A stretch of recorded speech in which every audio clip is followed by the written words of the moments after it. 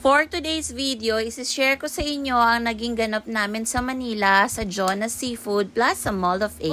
OTD muna tayo, all from Shein.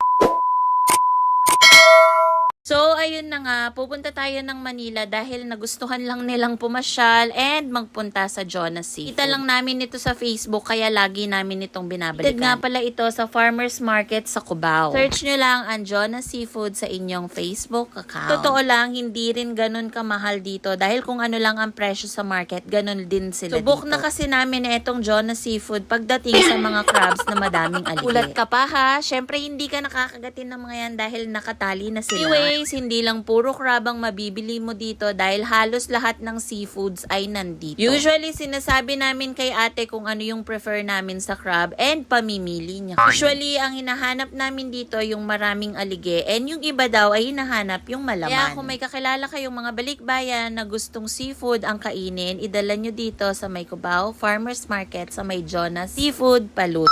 Kompleto na yung nabili namin. May crabs na kami, may hipon, may calamare. Meron pa nga palang pampa na dyan. All set na, pupunta na tayo kay Jonas Paluto. Din silang restaurant na kung saan pwede mong ipaluto yung mga binili mo galing sa kanila. Mau, tumingin ka kanyang gani, Mau. Bicolano nga pala ang chef nila and in fairness, ang sarap niya talagang magluto. Siguro naka5 beses, 6, 7, 8, dami na naming beses nakapunta dito. At sa restaurant lang talaga nila kami nagpapaluto, wala nang iba. So dahil sabay-sabay nang nagdatingan, kainan na!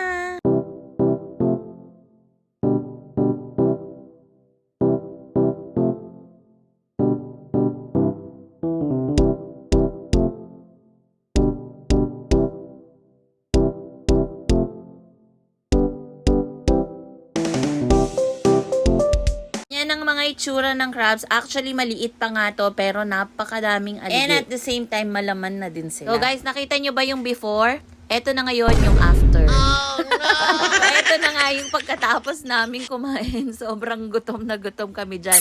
Hindi naman masyadong halata, so, diba? Pinabalot na nga yung mga natira. Ang dami kasi naming nabili dito. Sumobra pa sa amin. So, next naman namin, hindi makukumpleto ang Manila trip kung hindi tayo dadaan ng Baclaran para magsimba. Nakakamiss nga talaga ang Manila dahil dati dito tayo nakatira for almost 4 years. Hindi nga lang ba nag-pandemic, hindi tayo uuwi ng Pampanga. Siguro nga, God's will na lang, pinauwi tayo ng Pampanga para maging live seller ng ukay-ukay. Sakto guys, naabutan namin dyan na madaming tao plus magi-start pa lang ang misa.